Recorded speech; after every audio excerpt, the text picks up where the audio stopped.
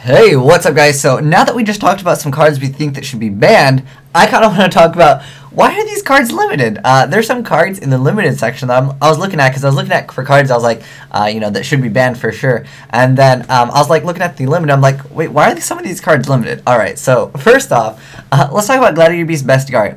I understand when this card came out it was pretty nasty, but the thing is, like, realistically, does this do anything for Glad Beast? Glad Beasts haven't seen any play in a long time. I don't think they've topped actually in a long time, but they are, a deck that will probably always be popular. They got Horn of the Phantom Beast, which works with a few of them. If it did work with all of them, it would be pretty good. There is a new tech card. I saw someone try to use it. It's like you can special summon like a Winged Beast. It's like some Fire King card.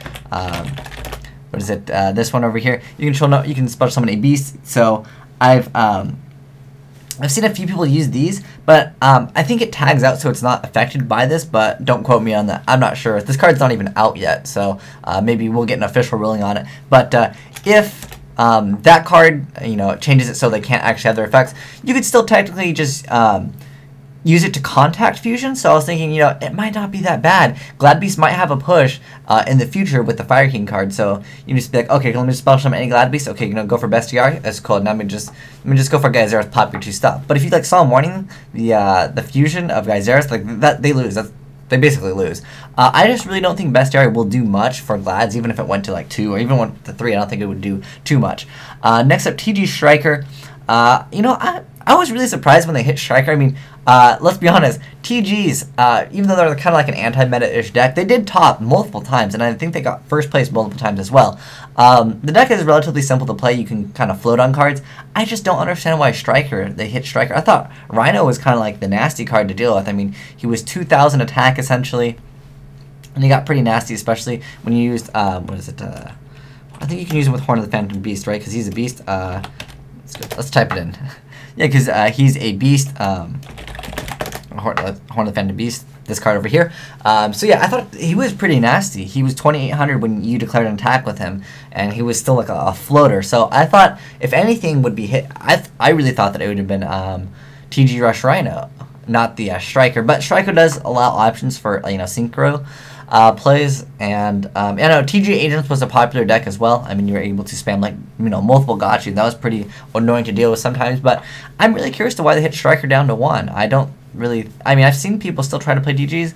I think maybe perhaps it was just like the speed that they needed to go for any synchros that they wanted to make, because before, when Trishula was legal, I mean, TGs can throw out Trishula at any time. They would just go Special Striker, Special Werewolf, Special Summon Rhino, and if you torrentialed them, they wouldn't care, because then they'd just get to search during the end phase.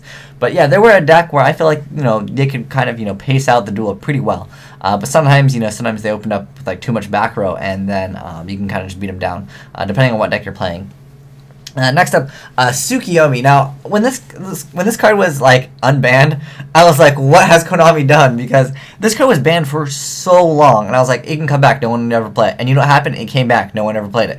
I don't think that there's any YCS deck that topped, to my knowledge, that topped with Tsukiyomi. This card realistically didn't see any play at all. I don't think this card is good. I mean, the best thing that this can do is it can run over this card.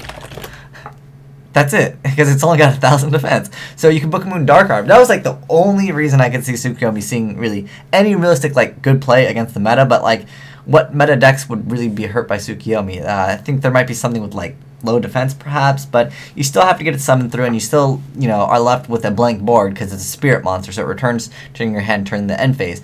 But it only returns during the turn it was summoned. So if you, let's say, effect this card would stay on the field forever. Well, realistically, yeah. But yeah, I mean, Tsukiyomi could go to 3, and I don't think anyone would still play her. Next card up, Burrow from a Different Dimension. Interesting to see this still at 1. I remember when this card, it was at 3, I believe, and zombies were playing it. But realistically, with Mizuki at 2, what other deck can really make use of Burial? I think this card, it could realistically go to 2 or go to 3. I don't think it would have that far of an impact on the meta.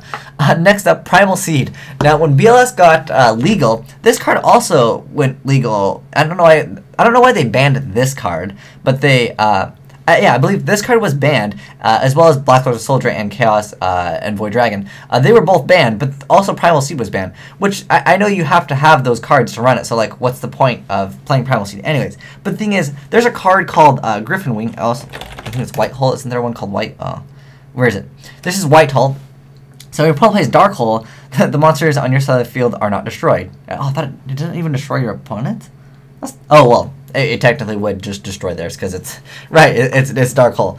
There's also Griffin Wing. I don't know if typing in wing. I don't know how to spell Griffin, so that's why I'm doing this. Where is it? Here it is. So this is Griffin Wing. So when your opponent activates Harvey's Feather Duster, all of your opponent's field and or spell and trap cards are destroyed in place of your own. I should just say instead of yours or something. It would help the wording. But anyways, yeah, Feather Duster is banned, but this card is not. But so why was Primal Seed banned and Blockbuster Soldier was like, you know, also banned? I don't know why they banned Primal Seed as well. But yeah, when Blockbusters became legal, Primal Seed also went to 1, which is interesting because no one really plays this card anyways. But it is pretty nasty. If you can successfully pull this off, it can be, you know, pretty devastating. But realistically, why is this card at 1? No one would even play it because that means it relies on solely one card. Like you have BLS and that's it. Or Chaos Emperor, but you can't really play that in, like, you know, any real tournament.